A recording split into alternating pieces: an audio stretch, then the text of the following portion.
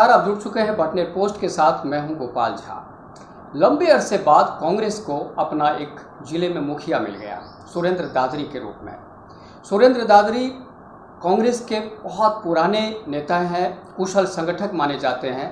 प्रदेश Congress committee में बतौर secretary उन्होंने बहुत अच्छा काम किया और उसके बाद कांग्रेस ने उन्हें हनुमानगढ़ में जिलाध्यक्ष बनाया। पहला कार्यकाल बहुत अच्छा रहा और लगता है उसी के आधार पर पार्टी ने चुनाव से एन वक्त पहले उनको फिर से कमान सौंपी है। आज डियर लीडर में हमारे साथ मेहमान हैं सुरेंद्र दादरी। डियर लीडर में आपका बहुत बहुत स्वागत है। जैसा मैंने कहा कि भाई पार्टी ने फिर आपको कमान सौंपी और चुनाव भी बहुत नज़दीक है अब, तो इस पूरे और दावेदार भी बहुत ज़्यादा थे इस बार। तो जिलाध्यक्ष को लेकर भी 5 विधानसभा क्षेत्र से अलग अलग दावेदारी जता रहे थे और पार्टी ने आपको ही चुना है। तो इस पूरे परिप्रेक्ष्य में आप क्या देखते हैं?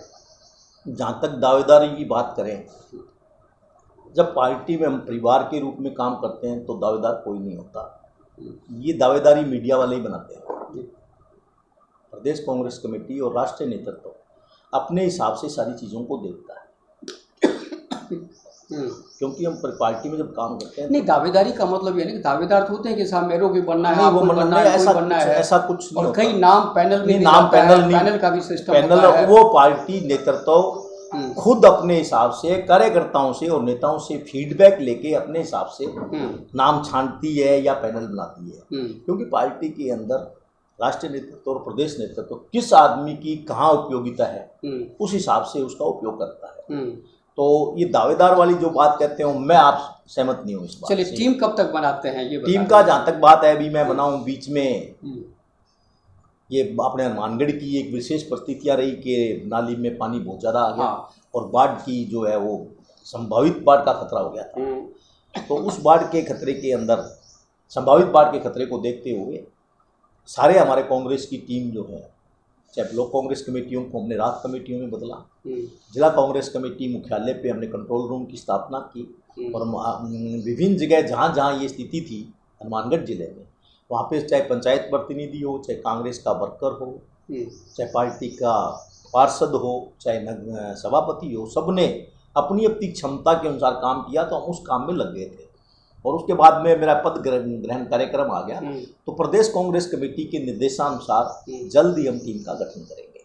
अब चूँकि चुनाव का माहौल है, भाजपा और कांग्रेस दोनों ही कहते हैं कि इलेक्शन मोड पे आ चुकी है और राजस्थान की अगर हम 3 दशक की बात करें तो एक बार आप एक बार वो, यानी एक बार कांग्रेस एक बार भाजपा। इस बार कांग्रेस कह रही है कि इस मिथक को हम तोड़ेंगे, भाजपा कहती है कि नहीं, उस मिथक को बरकरार रखेंगे और पार्टी यानी भारतीय जनता पार्टी सत्ता में आएगी। इस मिथक को तोड़ने के लिए आप लोग आमादा हैं, गहलोत साहब भी बार बार कह रहे हैं, तो कितना मुश्किल है? देखो, ऐसा है कि भाजपा तो जो बातें करती है ना, वो तो झूठ और फरेब की राजनीति करती है। वो राजस्थान में कहते हैं हम मिथक को तोड़ेंगे और हिमाचल प्रदेश में चुनाव हो रहे थे तो वहाँ वो कह रहे थे हम रिपीट करेंगे। तो हर स्टेट के अंदर वो अलग तरह की बात करती है। तो राजस्थान के अंदर पहले 2 चुनाव जो हमारे हुए उसके अंदर भरपूर कार्य हुए, आपको भी पता होगा, चाहे गहलोत साहब का पहला कार्यकाल रहा हो चाहे दूसरा कार्यकाल रहा हो। लेकिन चाहे हम कांग्रेस पार्टी का संगठन और गहलोत मुख्यमंत्री महोदय या उनकी टीम, ये भाजपा जो झूठ और फरेब की राजनीति करती है, जो लोगों को बरगला के वोट लेती है, शायद हम वो बातें नहीं समझ पाए। इस दफा गहलोत साहब और हमारा प्रदेश नेतृत्व और संगठन ये भली बात समझ चुका है कि हमारी जो जन कल्याणकारी योजनाएं हैं उनके ऊपर उनका झूठ फरेब नहीं चल सकता। और आप भी मीडिया से जुड़े हो, आप देख रहे हो कि इन 4.5 साल के अंदर अशोक गहलोत जी के नेतृत्व में जो विपरीत परिस्थितियों के अंदर 2 साल कोरोना रहा, विपरीत परिस्थितियां रही, एक तरह से देखिए बीच में चुनाव भी आ जाते हैं, आचार संहिता भी लग जाती है। उन विपरीत परिस्थितियों में राजस्थान के अंदर अशोक जी गहलोत ने जो योजनाएं चलाई हैं, उन योजनाओं का आज पूरे वर्ल्ड के अंदर प्रशंसा हो रही है। पूरी भारत के अंदर भाजपा की कोई भी सरकार है इन योजनाओं का मुकाबला नहीं कर सकती। और गहलोत साहब पिछली बार जो इन्होंने झूठ की और फरेब की राजनीति की थी वो समझ चुके हैं और हमारा संगठन भी समझ चुका है। उस झूठ, फरेब और सांप्रदायिक सद्भाव बिगाड़ने की जो राजनीति करते हैं, हम अब की तबाह मुस्तैद हैं, इनका अच्छी तरह से जवाब देंगे। और जो राजस्थान सरकार ने जो काम किए हैं वो काम और संगठन के लोग मिलके अब की सरकार रिपीट करें। इसलिए एक बड़ा मुद्दा अभी भारतीय जनता पार्टी के जो प्रदेश अध्यक्ष आए ACP जोशी, उन्होंने बड़ा मुद्दा उठाया और मोदी जी प्रधानमंत्री है, उन्होंने भी कहा कि भाई कर्ज माफ़ी के मुद्दे पर कांग्रेस ने किसानों के साथ वादा खिलाफी की है। राहुल गांधी ने हनुमानगढ़ में 1, 2, 3, 4 ने 10 दिन की बात की, कहा कि इतने दिन के अंदर कर्ज माफ़ कर देंगे। लेकिन भारतीय जनता पार्टी हमलावर है, कहती है कि साहब बिल्कुल वादा खिलाफी करती है कांग्रेस। कैसे मुकाबला करेंगे आप? आपने मेरे से क्वेश्चन किया है, आप मीडिया के साथ ही हो, आप बताओ कर्जा माफ नहीं हुआ क्या राजस्थान? नहीं, वो तो सहकारिता ना, हमारे चुनाव नहीं सहकारी नहीं, हमारा जो पार्टी का घोषणा पत्र था उसके अंदर लिखा हमने कर्जा माफ करेंगे। तो राजस्थान सरकार आप बताओ कौन से कर्जे माफ कर सकती है? बीजेपी का सवाल है। नहीं, बीजेपी आपने मेरे से सवाल किया है, तो क्या राजस्थान सरकार ने सहकारिता के हजारों करोड़ के कर्जे माफ नहीं किए? और ये जो यही तो मैं कह रहा हूँ, ये झूठ और फरेब, क्योंकि आदमी इनकी एक आदत है कि सोचते हैं 10 बार झूठ बोलोगे तो वो सच माना जाएगा।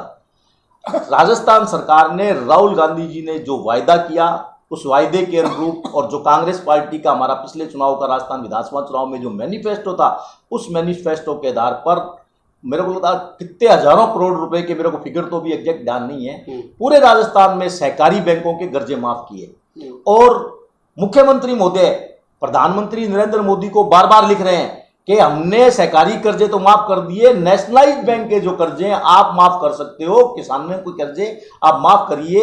लेकिन प्रधानमंत्री जैसे पद पे उन्होंने मतलब वो गरिमा का भी ध्यान नहीं रखते कि मैं झूठ बोल रहा हूँ राजस्थान के अंदर आके कि राजस्थान सरकार ने कर्जे माफ नहीं किए।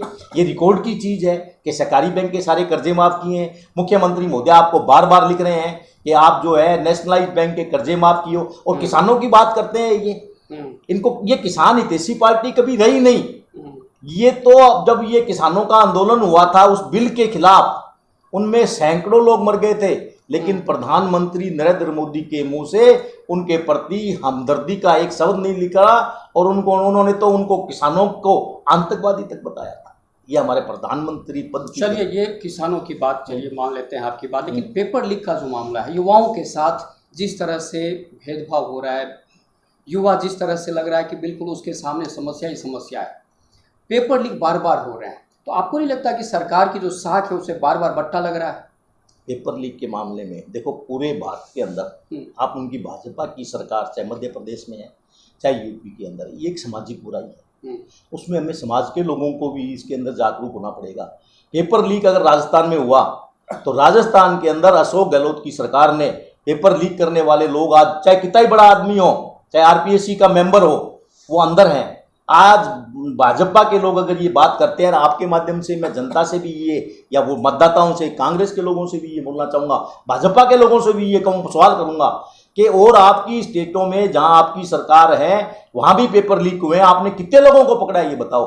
कांग्रेस की सरकार ने त्वरित कार्रवाई करते हुए, चाहे कितना ही बड़ा आदमी हो, आज वो सलाखों के पीछे हैं। और अभी राजस्थान विधानसभा के अंदर कड़ा कानून लेके आई है राजस्थान की कांग्रेस सरकार कि पेपर लीक के अंदर कोई लिप्त होगा तो उसको उम्र कैद का प्रावधान किया है और उसकी संपत्ति जब्त होगी। ऐसे कड़े प्रावधान पूरे भारत के अंदर किसी भी सरकार ने, भाजपा की सरकार ने नहीं किए, और हमने चाहे कितना भी बड़ा आदमी हो उस पर त्वरित कार्रवाई की है। क्राइम होना एक अलग बात है, क्राइम पर कार्रवाई करना हमारी सरकार की तत्परता देखे कि तुरंत कार्रवाई की। अभी चलिए, एक बड़ा मुद्दा चुनाव में आने वाला है जो मोदी जी ने भी इशारा कर दिया है, भाजपा ने खुल्लम खुल्ला कहना शुरू कर दिया है कि इस बार महिला उत्पीड़न का जो मुद्दा है, राजस्थान को जिस तरह से तेजी से मामले बढ़ रहे हैं, अभी भीलवाड़ा में एक प्रकरण हुआ, मतलब दिल को, मतलब आदमी लगता है रोने लगूं, क्या व्यवस्था है ये। उसमें जिस तरह से बच्ची के साथ गैंगरेप होता है, उसके बाद उसको काट के जला दिया जाता है, यानी दूसरा तंदूर कांड हो गया ये। तो ये बड़ा मुद्दा होने वाला है। सरकार इस मुद्दे पर क्या कर सकती है, क्या करनी चाहिए, क्या कर रही है सरकार? निश्चित रूप से ये बच्चियों के साथ जो हुआ है उस पर हमारे माननीय मुख्यमंत्री महोदय भी दुखी है, और हमारे मन में भी पीड़ा है, और मैं इसकी भर्त्सना भी करता हूँ आपके माध्यम से। लेकिन अभी जैसे मैंने कहा, क्राइम होना अलग बात है। पूरे भारत के अंदर देखो, ये सामाजिक बुराई है।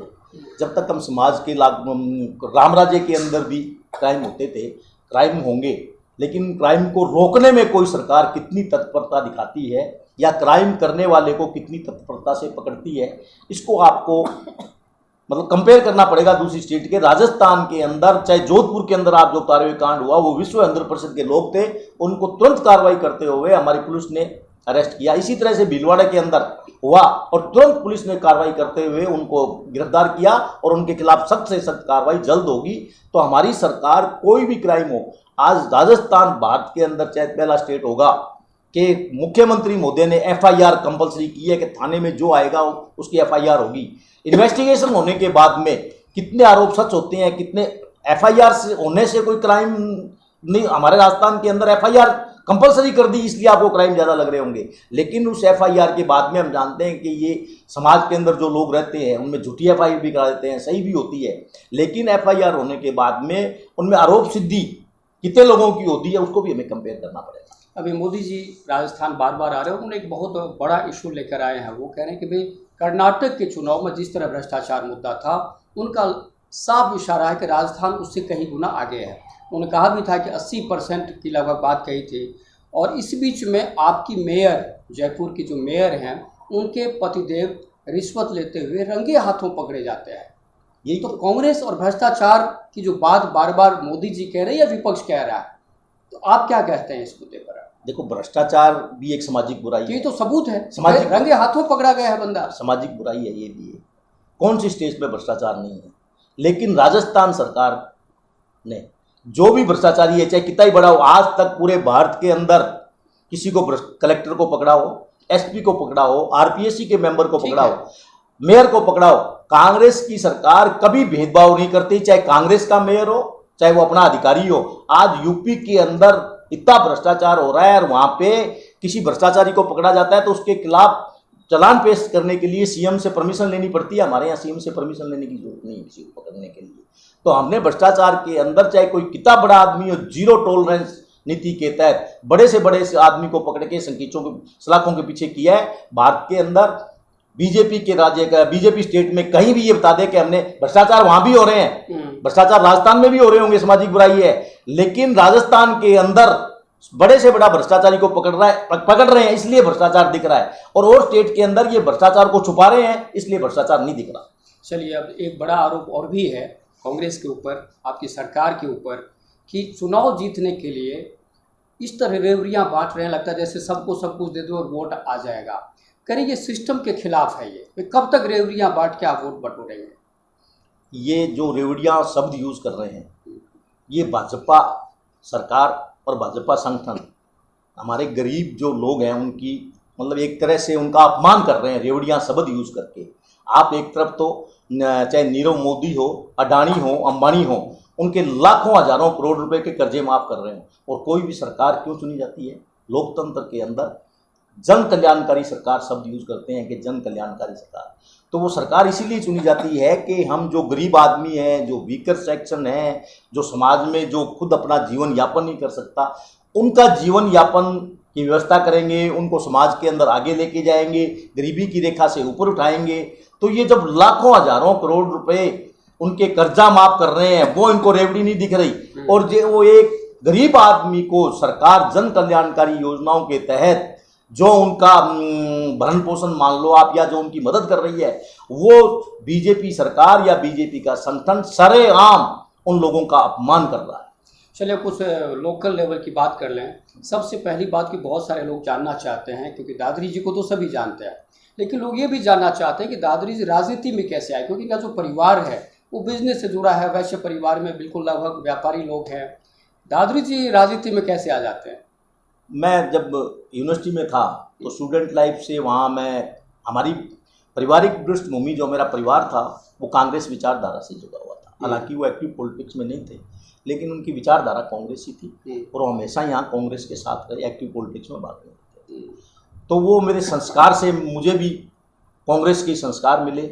मैं यूनिवर्सिटी में गया, चाहे यहाँ कॉलेज में रहा, तो एनएसयूआई के अंदर उनके लोगों के साथ एक्टिव हुआ। एनएसयूआई से फिर मैंने जिला यूथ कांग्रेस में जिला युवक कांग्रेस में मेरे को काम करने का मौका मिला। फिर उसके बाद में जिला कांग्रेस कमेटी के अंदर महामंत्री के रूप में मेरे को काम करने का मौका मिला। ब्लॉक कांग्रेस कमेटी के अंदर महामंत्री के रूप में काम करने का मौका मिला। फिर मेरे को राजस्थान प्रदेश कांग्रेस कमेटी में बतौर सचिव पीसीसी मुख्यालय पे 10-12 साल काम करने का मौका मिला। तो इस तरह से धीरे धीरे करते करते मेरी ये कांग्रेस पार्टी में और बीजेपी में यही फर्क है कि बीजेपी परिवारवाद का हम पे आरोप लगाती है, लेकिन मेरी कोई पारिवारिक राजनीतिक पृष्ठभूमि नहीं है। मेरे जैसे साधारण से कार्यकर्ता को प्रदेश कांग्रेस कमेटी में सेक्रेटरी बनाती है और हनुमानगढ़ जिले का जिला कांग्रेस कमेटी के अध्यक्ष पद से 2 बार मेरे को दायित्व सौंपती है। यही कांग्रेस और बीजेपी में फर्क है। और उनका परिवारवाद का जो हमारे पर आरोप है वो यही असत्य हो जाता है कि छोटे से कार्यकर्ता को पार्टी के अंदर कितना मान सम्मान मिलता है कांग्रेस पार्टी में। एक बात है कि आप दूसरी बार जिलाध्यक्ष बने और इस बार की जो स्थिति है कुछ अलग टाइप की है, जैसे 5 विधानसभा क्षेत्र हैं और अगर हम सबसे लास्ट में अगर बात करें सीमा पे जहाँ पर भादरा है, भादरा में पिछले बार जब पायलट प्रकरण हुआ और मानेसर जो कांड था आपकी कांग्रेस के जो अंदरूनी कलह थी, उसमें बलवान पूनिया जो माकपा एमएलए हैं उन्होंने गहलोत साहब का समर्थन किया और उसके बाद यूँ लगने लगा कि जो कांग्रेस है वो माकपा के सामने गिरवी रख दी गई। तो वो गिरवी वापस कब तक उठाने की बात करेंगे आप लोग, क्योंकि अध्यक्ष बने। पहली बात तो मैं इस आरोप से आपके सहमत नहीं हूँ कि कांग्रेस को माकप वहाँ पर आपको नहीं, आपको ये मैं इस आरोप से आपके सहमत नहीं हूँ। देखो, राजनीति के अंदर जब सरकार चलाते हैं तो कई मजबूरियां भी होती है, कई परिस्थितियां भी होती है और उन परिस्थितियों से आप लेकिन ये आप कांग्रेस पार्टी को जो गिरवी रखने की बात कर रहे हो, ये आप बिल्कुल, मैं आपसे सहमत नहीं हूँ। हमारा ब्लॉक कांग्रेस कमेटी का संगठन है, वहाँ पहले जब जिला कांग्रेस कमेटी थी, नाम का बिल्कुल नहीं है, पूरे नहीं, बिल्कुल एक्टिव वहाँ तो नहीं चलना किसको कहते हो। देखो, हमारे ब्लॉक कांग्रेस कमेटी, हमारे कांग्रेस पार्टी का यही तो एक बीजेपी, वहाँ तो पार्षद का भी चयन करना है, तो वहाँ के जो माकपा विधायक नहीं, वो बिल्कुल मैं आपकी बात से सहमत नहीं हूँ। ब्लॉक कांग्रेस कमेटियां चाहे जिला कांग्रेस कमेटी के पदाधिकारी हों, उनका एक अलग अपना दायित्व है, बतौर विधायक उसका एक अलग दायित्व है। और कांग्रेस पार्टी के लोग जो कल जिला पद मैंने पदभार ग्रहण किया था, भादरा से इतने लोग आए थे कांग्रेस को, मैं कहता हूं आप सोच नहीं सकते। अगर उनको एक आप ठीक है, हाँ बिल्कुल एकदम ठीक है। और राष्ट्रीय नेतृत्व और प्रदेश नेतृत्व, आप जो बात कह रहे हो उसके ऊपर उनकी नजर है और टाइम आने पे वो कुल मिला के मैं सही तो कह रहा हूँ क्या? नहीं सही, बिल्कुल नहीं। मैं कह रहा हूँ, मैं आपकी बात से सहमत नहीं हूँ। कांग्रेस पार्टी को बलवान पूनिया के यहाँ गिरवी रखने की बात से सहमत नहीं हूँ, लेकिन बलवान पूनिया हमारी कांग्रेस पार्टी का समर्थन कर रहा है, उसका अलग रोल है, पार्टी संगठन का अलग रोल है। पार्टी संगठन मजबूती से भादरा के अंदर अपना कार्य कर रही है। चलिए, आखिरी सवाल कि चुनाव नज़दीक है, बार बार हम इस बात का जिक्र कर रहे हैं और कई पार्टियां हैं जो छोटी छोटी पार्टियां, चाहे आरएलपी है, जजपा है और एक नई पार्टी आई है राजस्थान में, आम आदमी पार्टी। तीनों की निगाह हनुमानगढ़ पर टिकी हुई। उनको लगता है कि बहुत सारी संभावनाएं हैं, कांग्रेस और बीजेपी के खिलाफ जो भी माहौल बनेगा उनको लगता है कि सबके सब मेरे साथ आ जाएंगे।